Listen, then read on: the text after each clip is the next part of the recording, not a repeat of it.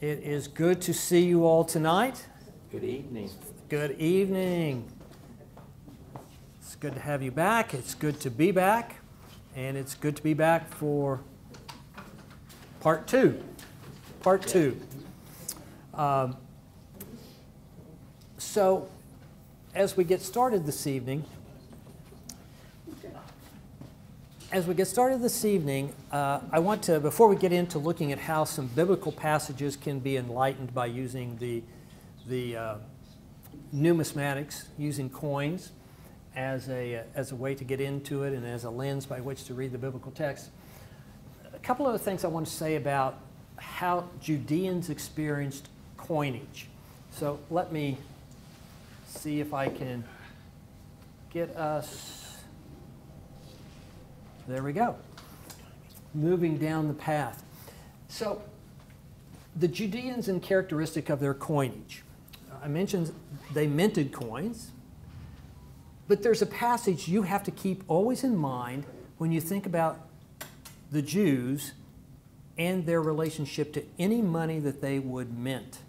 And it's this passage here. You shall not make for yourself an idol, whether in the form of anything that is in heaven above, or is earth below, or that is in the water under the earth. They took that extremely significant rule, law to follow. And so that is the reason when you get to the coinage of Judeans, they do not put idols or what we might call graven images on their coinage. They were usually very, very careful about that, especially depending upon the ruler and the particular group that the coins are going to be circulating in. Let me give you just a couple of examples. Let's take this particular coin. This is a coin that was minted by Herod the Great. And if you look on the coin, you can see kind of abbreviated. It's a little hard to see, but this would be Herod, and this says King. So, King Herod. But notice the images that are on the, remember what the front of the coin is called? Obverse. There you go. Obverse and reverse. That's it. Notice the images that are used. What's that? Can you tell what image that is on the obverse? Looks like a printing press. Looks like a printing press. Yeah, it is. Corkscrew. We could tell. Wine, printing press. That is. That's a press for the coinage. It's an anchor. Oh. It's an anchor. That is an upside down anchor. Now, that was a symbol that they could use that was very, it was not one that was going to offend anyone. So you could put that on there. Another reason that maybe Herod put the anchor on there was because he was known for creating the city Caesarea Maritima. Has anybody been there? Yeah. All right, yeah, I see those hands. Caesarea Maritima, Caesarea by the sea. If your greatest ally is Rome, you want to make sure you have a port that Rome can come into. And so, and he was extremely proud of founding this city. Herod founded two cities. One of them we went to, Caesarea Maritima, but the other one was called Sebaste, which is the Greek word which means Caesar. In fact, it was the first city founded in the Mediterranean area under the reign of Caesar Augustus that was named for him. Herod was a pretty smart politician. He had thrown his lot in with Mark Antony. Mark Antony got defeated. Therefore, I need to throw in my lot with Augustus. What can I do to make him happy? I'll name a city after him. And that's what he did. But this coin would not offend anyone who is Jewish who is using it. On the reverse, again, a little bit difficult maybe to figure out what that symbol is, But what do you think these two objects are? Oil lamps. It's a good guess. Cornucopia. One of the favorite kind of images that's non-offensive, but shows abundance, fertility, the good things, plenty. This would be representing the double cornucopia. Again, these are symbols that would not offend anyone who is Jewish and is using this particular coin. How do we know that? How do we know? Does cornucopia?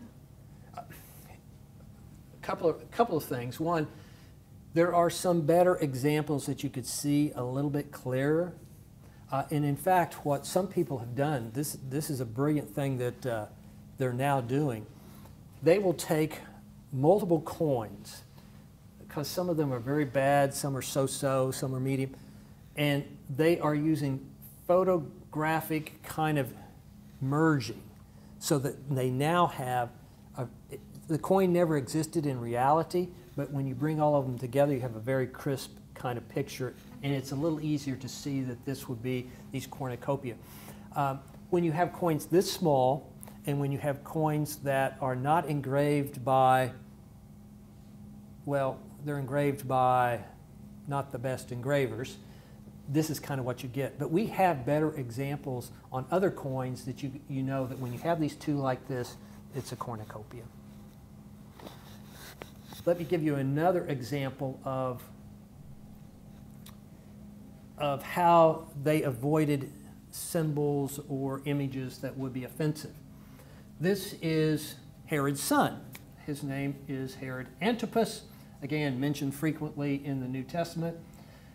This is a coin that he minted, and he minted this.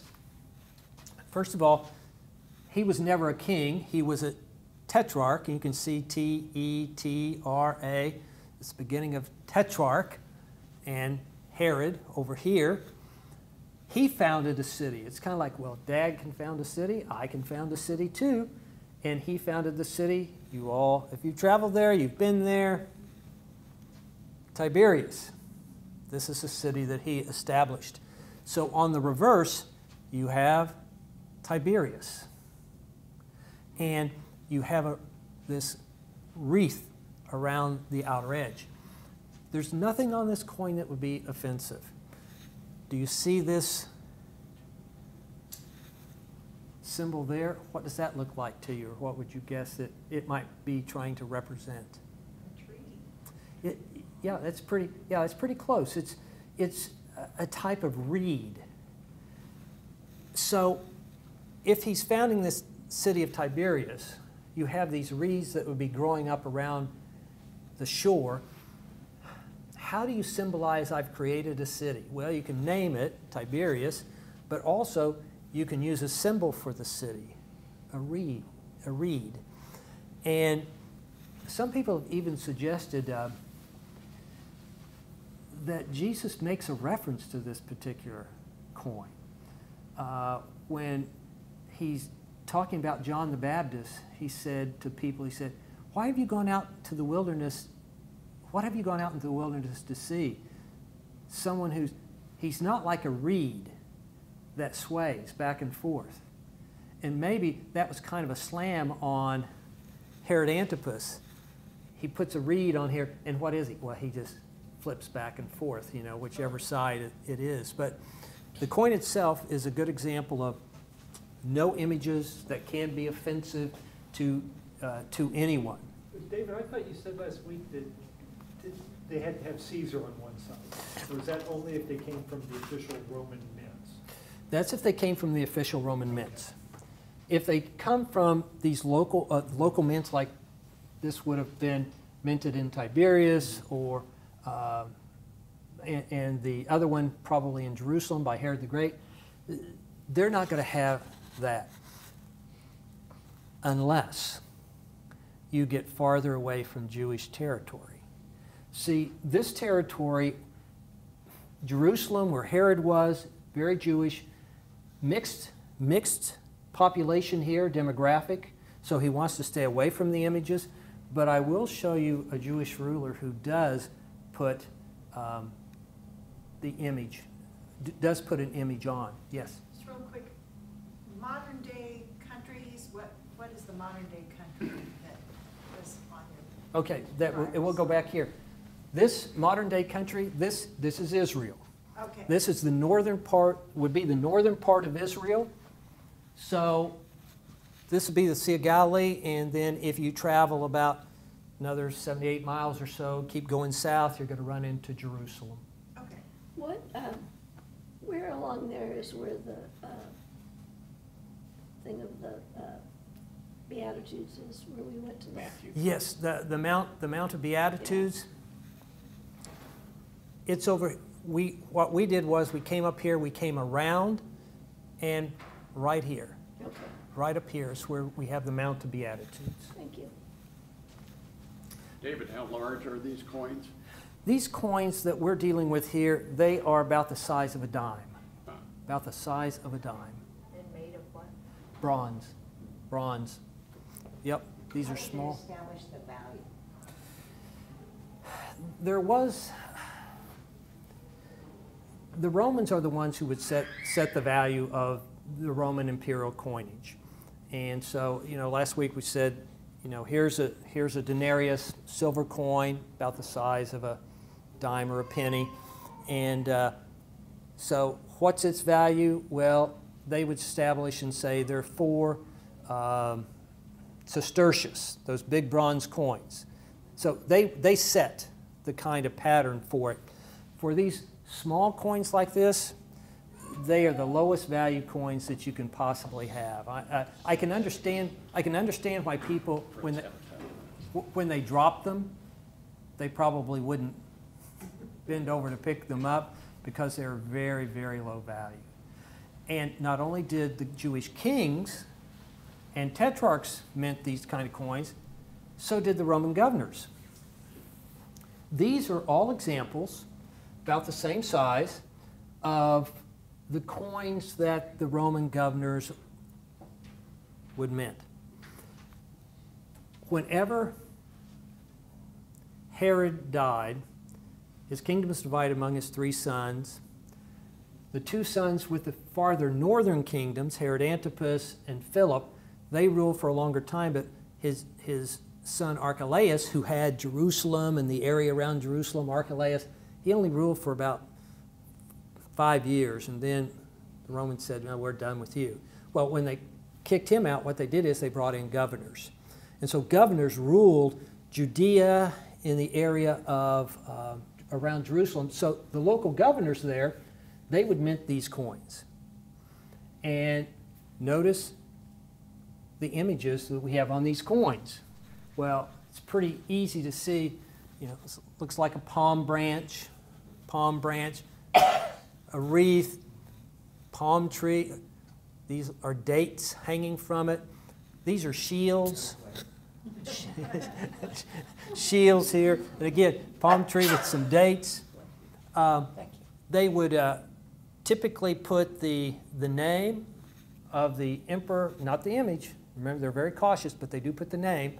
So we've got TIB, Tiberius, and the abbreviation here for Caesar.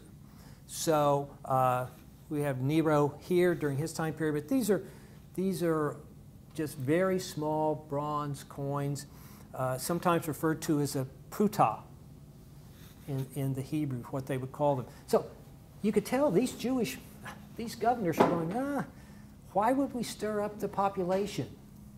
They're very, very cautious about that. And that's good, although there are exceptions. And this is the one you probably recognize the most, Pontius Pilate. He also made these small bronze coins.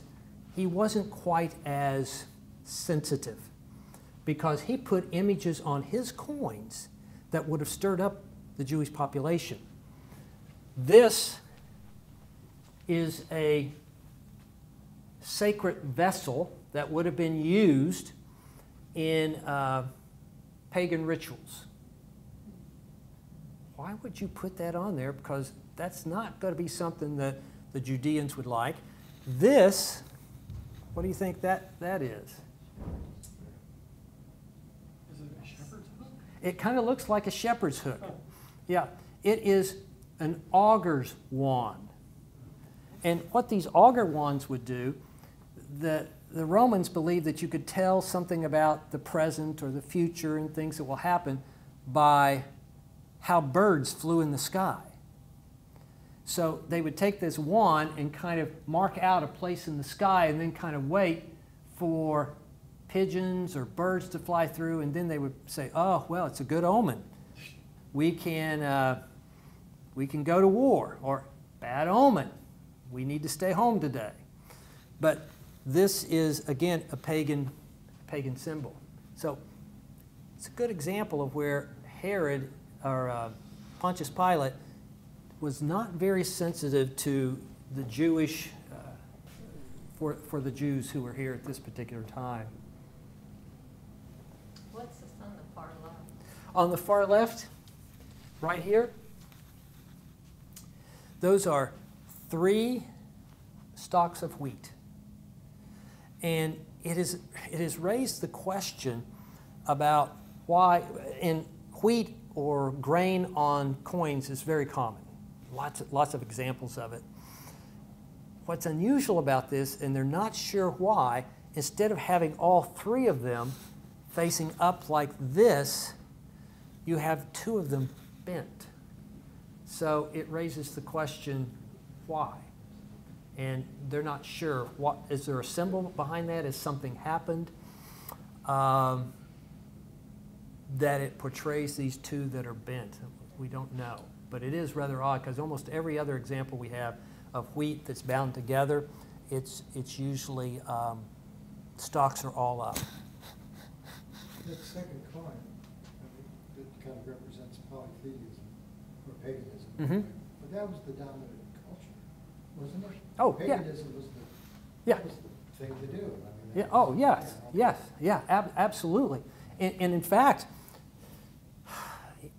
there's probably a reason that Pontius Pilate was putting these symbols on his coins.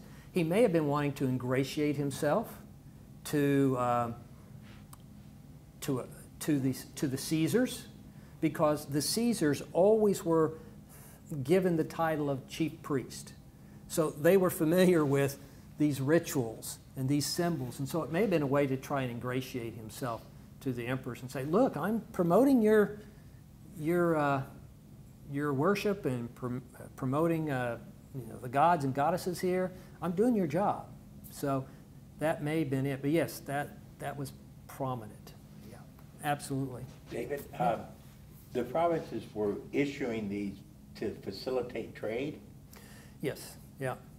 They were issuing these to simply have everyday kind of trade within these towns, villages. You ask a very, very good question, and one that's really an interesting one that people are studying today, and that is the distribution of coins. How did they circulate? So if a coin was minted in Rome, would it circulate in Jerusalem? If a coin was minted in Jerusalem, would it circulate up to Galilee?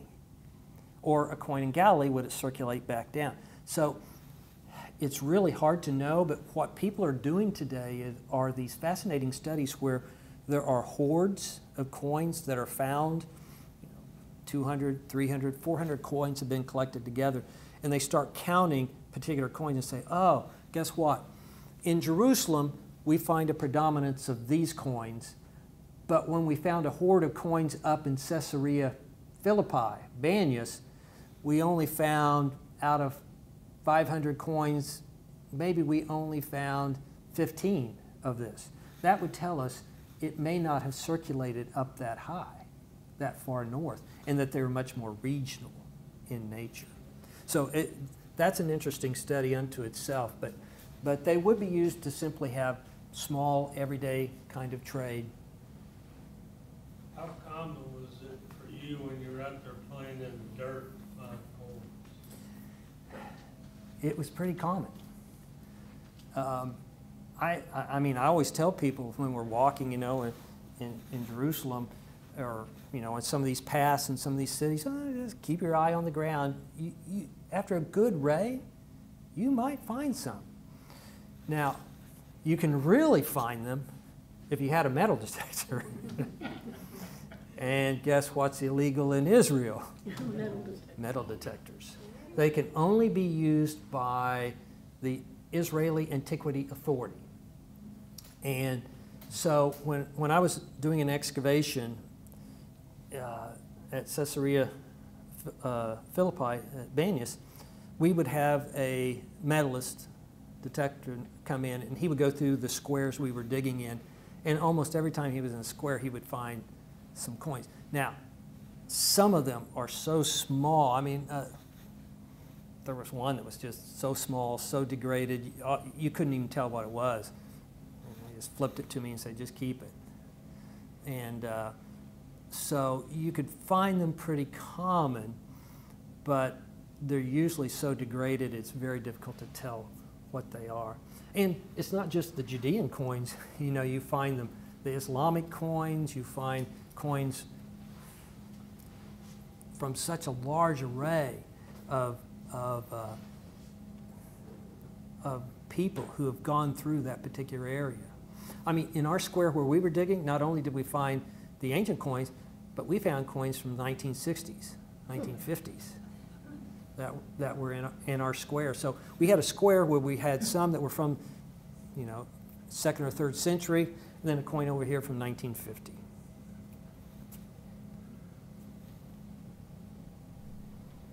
Now, this is shocking. Everybody's been very sensitive, pretty much sensitive, except Pontius Pilate. But how about Herod's son Philip? Philip, oh no! What has Philip done? He's the first Judean ruler to put his own picture on it. That, you are looking at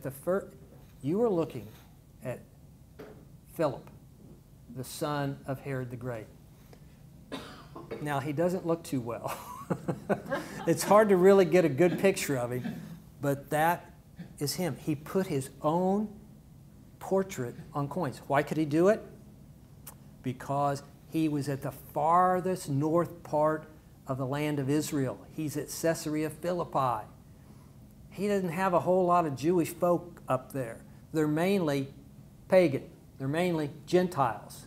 So he could put his own portrait on there.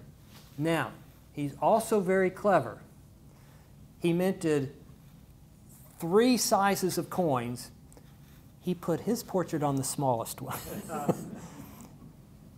On the larger ones, he put the portrait of the emperor. So he came and put the emperor back on it. So this next example, I think, is one of that. Yes, here we go. Here's one of the larger coins, and this is Tiberius.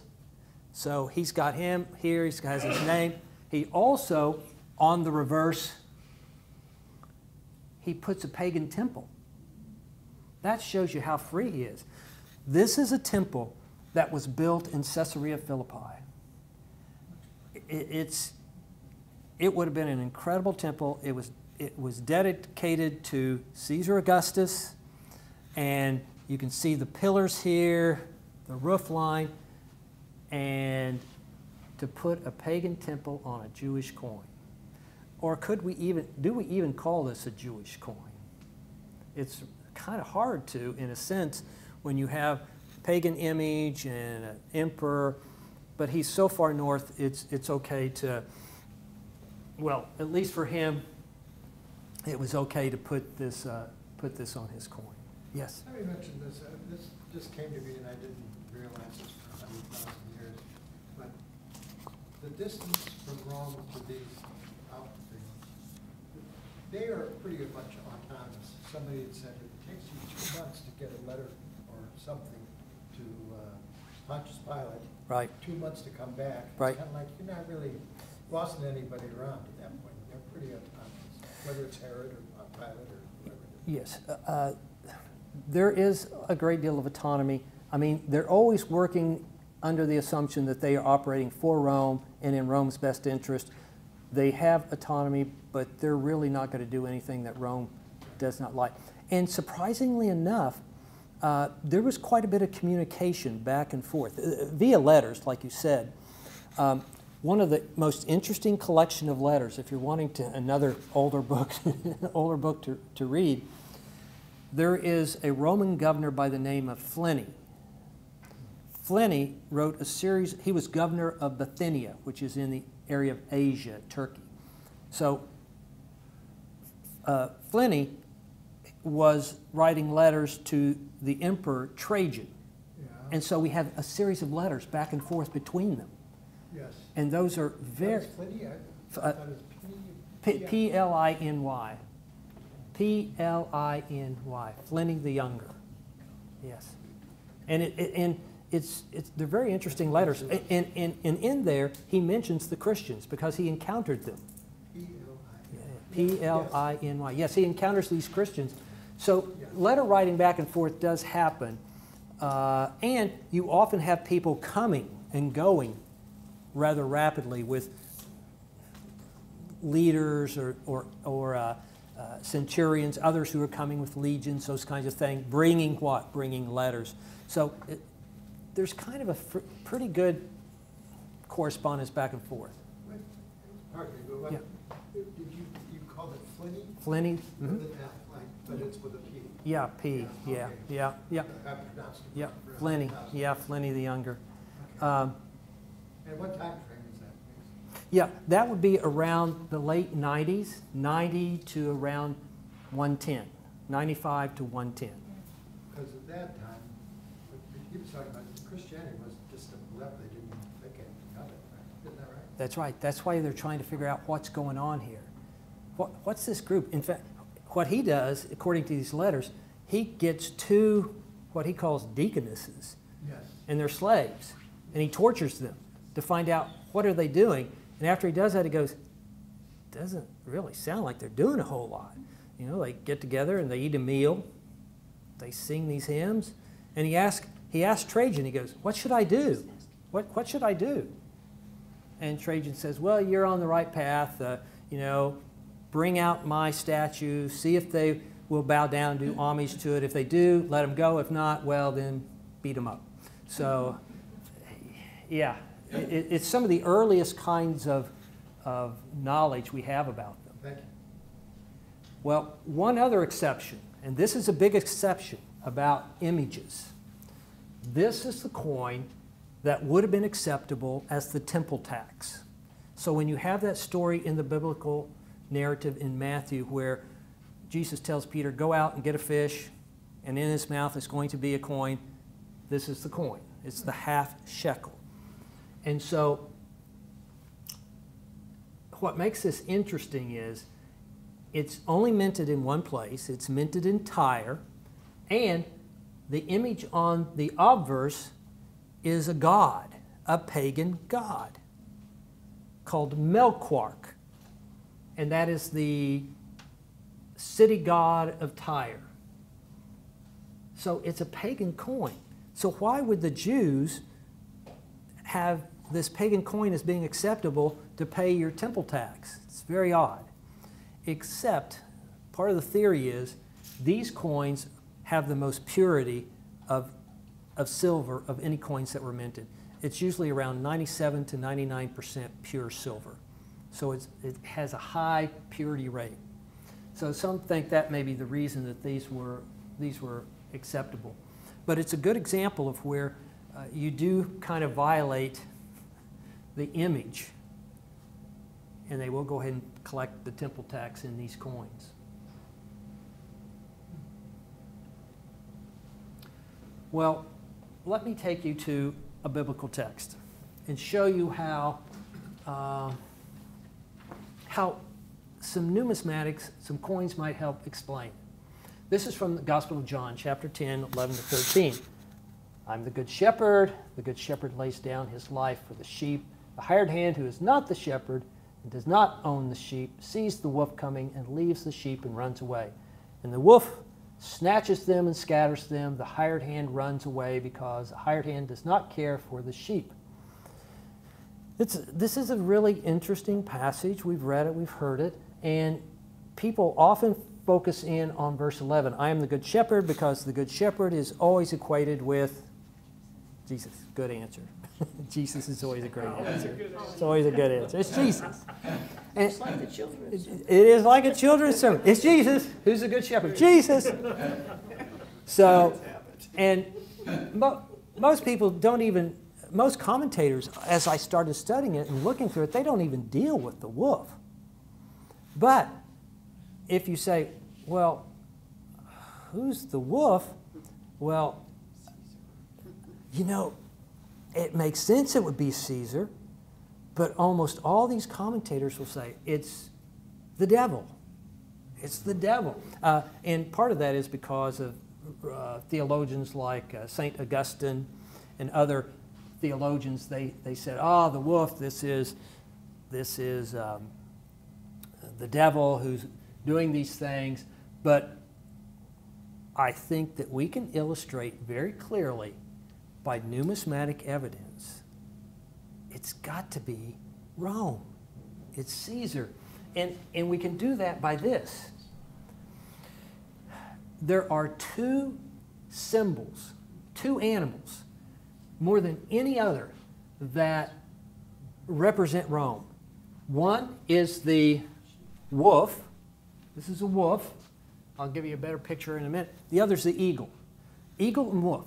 When you think of Rome, you think of those two images. They are found on statues, they're found on coins, they are found just everywhere possible you can imagine. Wasn't Rome founded by two twins suckling on a... Yeah. That's right there it is. That is this great myth. Without the wolf, there is no Rome. And Rome is never without the wolf. And all of Rome's enemies thought of her as a wolf, always preying upon others. But this is the myth right here. And this coin was during the time of the Roman Republic, so it's before Caesar, Caesar Augustus, before Julius Caesar. As you can see, it's from 137, so it's even about 100 years before we even talk about Julius Caesar. And they already have this myth of Remus and Romulus, or Romulus and Remus, don't know which is which. Here they are being suckled by the she-wolf. They are found by a shepherd, and there's this also part of a tree that's in the story. Shepherd takes them, helps raise them. So, and you can see Roma. This is their foundational myth. There is no myth greater for Rome than this story right here. And of course, on the image here, a god, see the little wings? Mercury. So the image of the wolf, though, was found in many different places. For example, on this coin, there was actually a legion whose symbol that they used was the wolf. And the legion is, how are your Roman numerals? Can you tell what Roman numeral this is?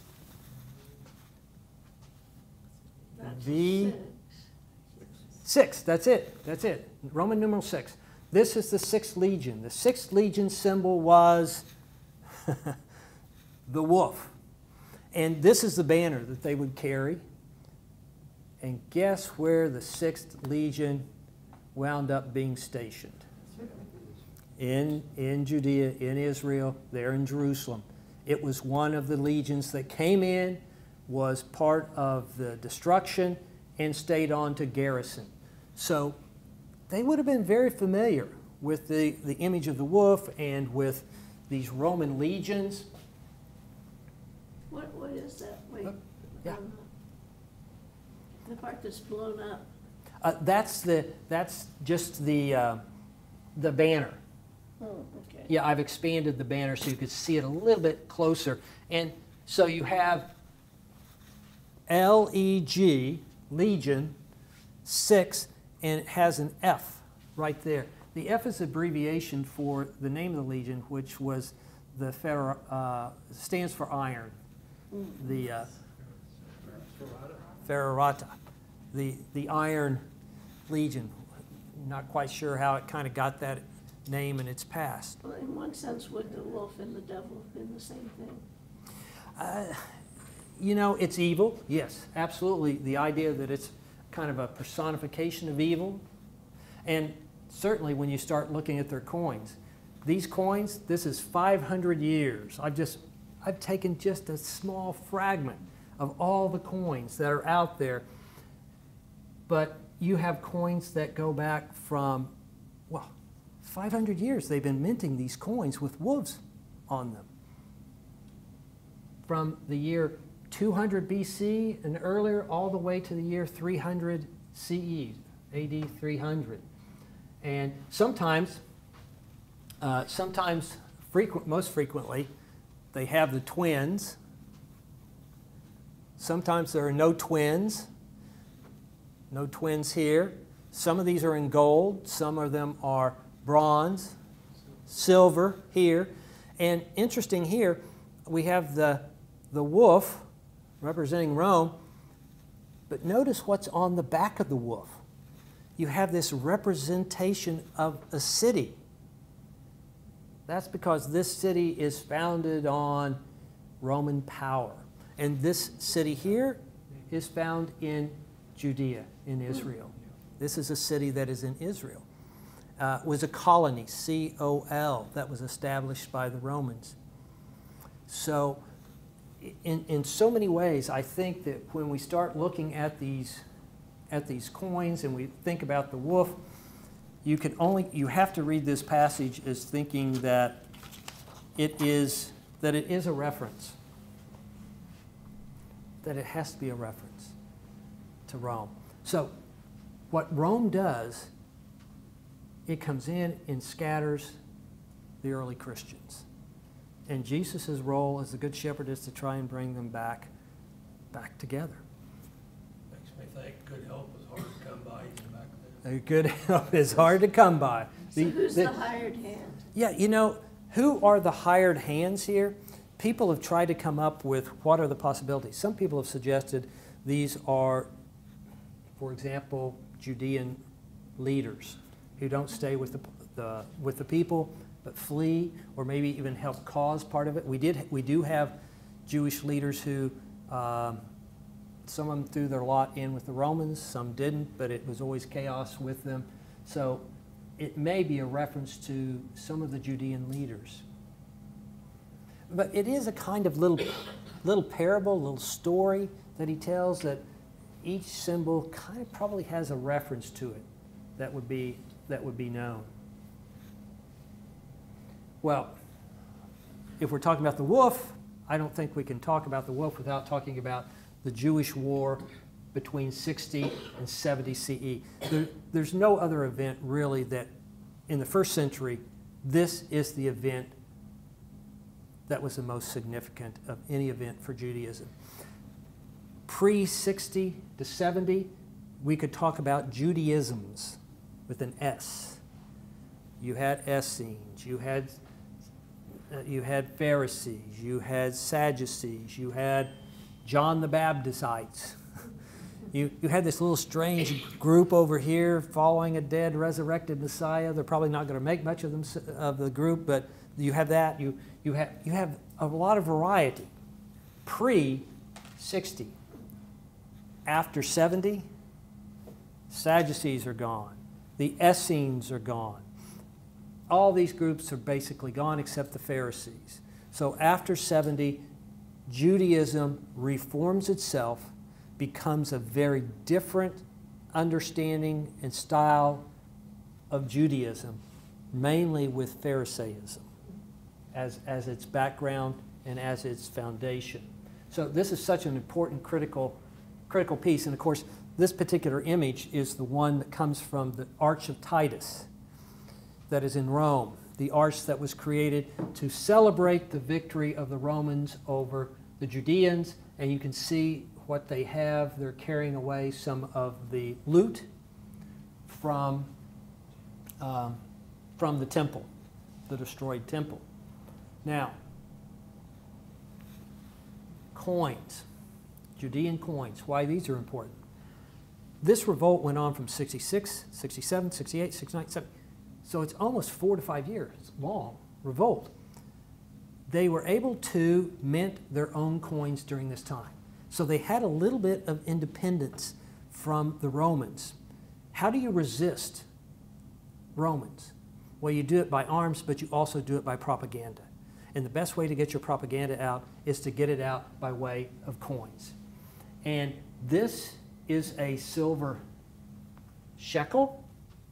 And you can see this was minted year 1.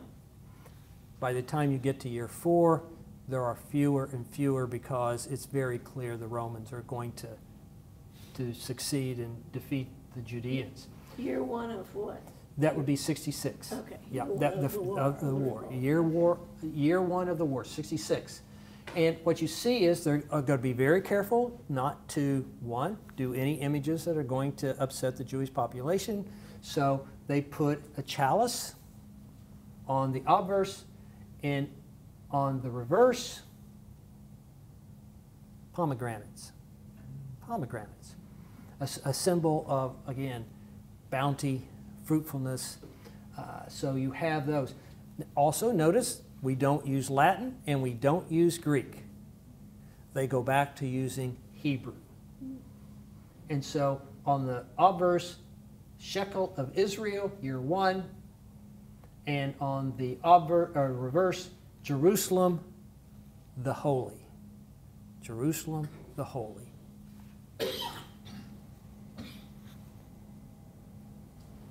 What's sometimes interesting with these coins, these Jewish resistance coins, every once in a while you can find some that they've made a hole in. Holed coins were interesting in the ancient world. There was another revolt in 134, 135 called the Bar Kokhba revolt, and I have a coin from that particular revolt, and it has a hole that someone drilled in it, and they probably drilled that in it so they could wear it as a remembrance of the time we tried to resist. We failed, but what? I still remember it. I was there. I experienced it. So it is interesting when you see these coins that have holes born into them. They must have been used as some kind of amulet, some kind of remembrance, and they're more frequent than people realize out there. They also had, besides silver coins, they also minted bronze coins, these small little coins that could circulate as the small change. And so you have here, again, symbols that will be inoffensive to the populace. You have the leaf here, this leaf on a branch, and then an emperor with the lid, and again you have the use of the Hebrew inscription. This time, instead of the holy city of Jerusalem, freedom of Zion. And then this is done in year 3. So just an example of how coins could be used for a variety of reasons, some economic, absolutely, but also sometimes for propaganda. They're kind of like the bumper stickers of that day. How do you get the population going and stirred up? And remember, well, look at the coins. It shows, one, we got some independence, but also here's our slogan for us. Of course, they were defeated. And what do you do if you defeat somebody? Well, mint a coin. Coins tell the whole story. So for the next 30 years, 3 decades, the emperors over the next 30 years would mint coins to commemorate defeating the Judeans. Now they minted coins about all kinds of other things also, but they always minted coins, bronze and silver, that commemorated defeating the Judeans. For 30 years, it was still in their background and memory. This is one of these big sestertius coins where you could put a lot of detail onto it. So on the obverse, that rather stern-looking individual there, he was the original general who went to Jerusalem to defeat the Judeans and eventually became emperor. That is the man by the name of Vespasian. Vespasian. But look on the reverse. What are some things that you see that stand out to you on the reverse? Complete depression. Yeah, depression, yeah. That is exactly what they wanted to capture with this woman. Did they quit worrying about whether or not it was a face on the coin during that 30-year time period, or were they still trying to not do the graven image kind of thing? These are minted by the Romans, so they didn't care. Right, but I mean for the rest of them. You mean for... Other coins. Oh, for the other coins? For anytime Judeans? Uh-huh. Yes. For example, during that revolt time period, they were very concerned not to put any kind of graven images on those particular coins. Now, after the revolt, we have a new Herodian who becomes king called King Agrippa. And King Agrippa was very Romanized, so he could do like Philip. He didn't mind putting faces on his coins. But for this coin, I like the idea which you said, depression. See her with her arm. It is this represents Israel. Captive, mourning. And if you didn't know it's Israel, see the palm tree with the dates? That's another symbol. That's wink, wink. That's Israel. And then we have this person with his hands captive behind him. He's barely wearing anything. And part of the reason is because here's all his weaponry behind him. It's not on him. It's been stripped off of him. So we have mourning Israel. Shield is down. Helmet over here. Shield here. Hands behind him. This is the epitome of a captured enemy. It reminds me of the verse by the waters of Babylon. We mourned. That's right. How can we sing the songs? That's exactly what you see going on here. And as I mentioned, it kept going for 30 years. Here's another example.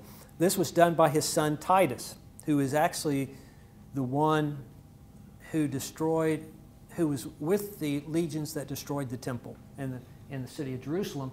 Whenever he became emperor, he minted coins commemorating this, and you can see the individual here. It's a little different style.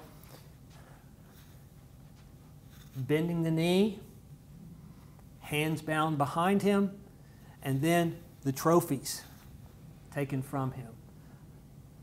I mean, there's no other way that you could kind of picture such a defeated kind of enemy here. And on the obverse, this is a image, rather clear image actually, of Titus. You can kind of see his little beard that he even has here. So just another example of how coins are always telling stories about winning, losing, resisting. Another example, I think, can help us understand something about a particular passage.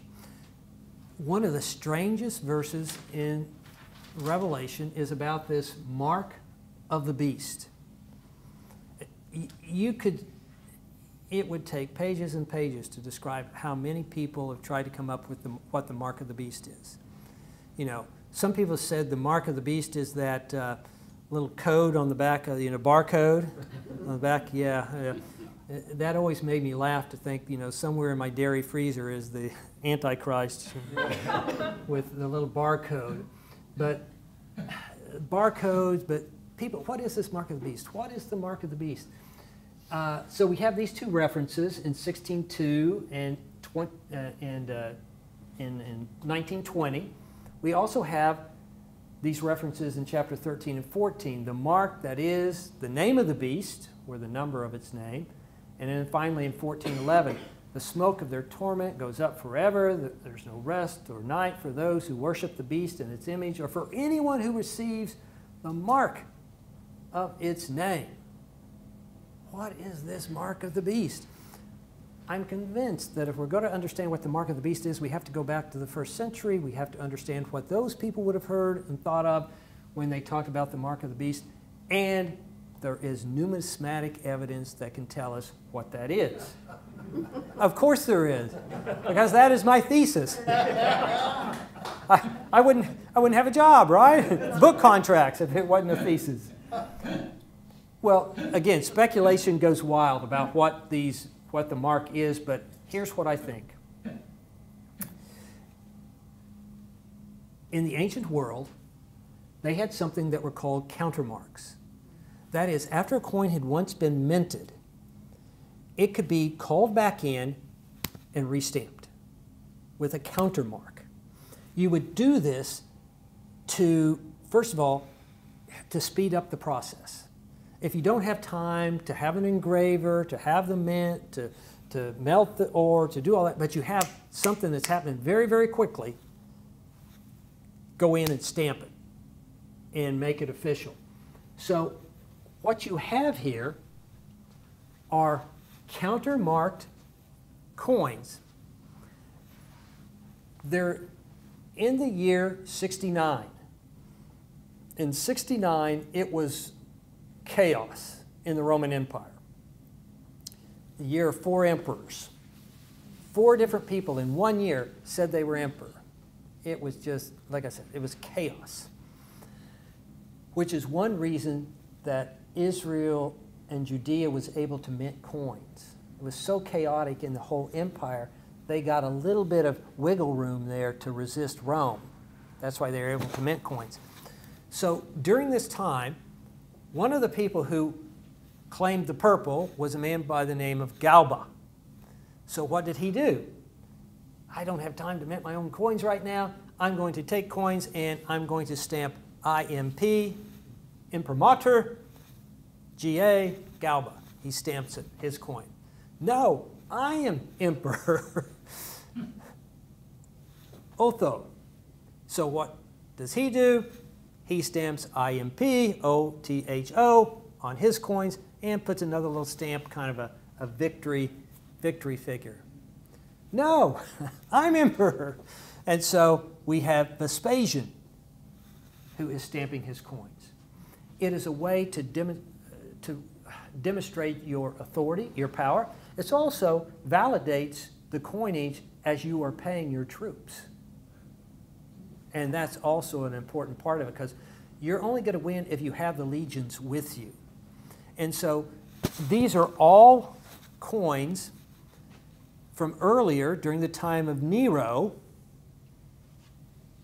that were stamped with these later pretenders to the throne. So and a couple of other examples here. Those coins were from the time of Nero, but notice this is a coin here that is a time from Caesar Augustus. So this is 100 years, about 100 years earlier. So they could pick out any of these coins. So this is Vespasian. He has stamped his coins once again. And one thing that Vespasian did, whenever he did become emperor and started minting his own coins, he took that image right there on the back and used it as his own. That's hard to see, but that's the image of the Capricorn. That's the beast he selected. The beast. The beast. Well, another example. Here is another countermark coin. This is the double. Sometimes very interesting the way they would mint with 2 faces and figures here. This is Mark Antony, and not Cleopatra. This is his wife before Cleopatra, but they have double portraits here. And you can see, once again, we have a counter mark here to try and symbolize. So I think, I really think what is happening here is when we talk about the mark of the beast, that John may be talking about these countermark coins and about those people who buy into the Roman system. You cannot buy or sell or trade unless you have the mark of the beast. Well, yeah, that's right. If you go and support Rome, you are supporting them with these coinage. John is saying you can't have anything to do. There was no middle ground for him. And so I think when he's talking about this mark of the beast, this represents what Rome was doing. It's another way to say Rome. And so these countermark coins kind of illustrate this. I have a question. Yeah. That number 666, does that have anything to do with this? You know, all these stamps that we have here, none of them are numbers. So I would be hesitant to say there's anything numismatic that we could find to support kind of that number.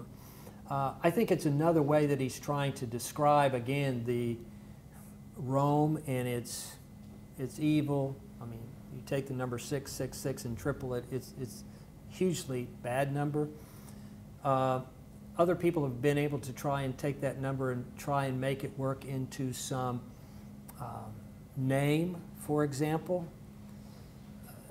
You know, just like you can take letters today and put a letter with a number. Say, for example, I said something like 312. What would that spell? Cab. That's right. If you put A, B, C as 1, 2, 3, it would be cab. Some people have suggested that the name of the emperor would be 666, but the question is, which emperor? Are you talking about Latin? Are you talking about Greek? Because remember, coins are in Latin, coins are in Greek. Are you talking about their full name? Are you talking? I think you can make that number say just about anything. So I'm a little skeptical about that, about trying to find a name with that. One last real short example. Jesus says, let the little children come to me, do not stop them, for theirs is the kingdom of God. Such as these, the kingdom of God belongs. Children in the kingdom. Okay? Well, guess what? On Roman coins, they portray sometimes children, especially royalty. Now, are those in cornucopias? They're on cornucopias. Exactly. See, those engraved much better, much clearer. These were the twins that were born to Tiberius. And so, and you see that little symbol up between them. It's kind of called a caduceus. It's another symbol of good luck, of good things that are happening. So there are a few Roman coins. This is an example. Here is Claudius. Claudius had 3 children, and he put those children on coins, and you can actually kind of see their names here. You can see the name of yes, you can see Britannicus here. Octavia. Yes. Antonio, Britannicus, and Octavia. You can see their names there pretty easily. So there's some children, and then here's another pretender to the throne. He was only in office for a few months, but he wanted to make sure to tell people, hey, guess what? I got kids. This could be a long dynasty. He puts his 2 children on there. So whenever Jesus is talking about the kingdom of God belongs to children, there were people who say, well, yeah, we've seen these coins, or yeah, we're familiar with how kingdoms are passed down through children. But Jesus kind of turns it on his head and says, any children can be part of royalty. Any children can be a part of this kingdom. They're the rulers. I mean, it really turns upside down the propaganda that you find on coins. And I think that's what often happens with these biblical stories in Revelation or other places. The biblical writers are flipping the propaganda that the Romans are putting out there on their coins. It's very different than what the Romans are saying. So again, it's just a little example of where I think our coins can kind of give us a little insights. Well, I want to be faithful to our time. I've taken you through several coins. Thank you for being with me tonight and last week. You're a good group. Thank you. Thank you. Thank you. Yeah. So tell us again the name of your book and the premise of the book. Yeah.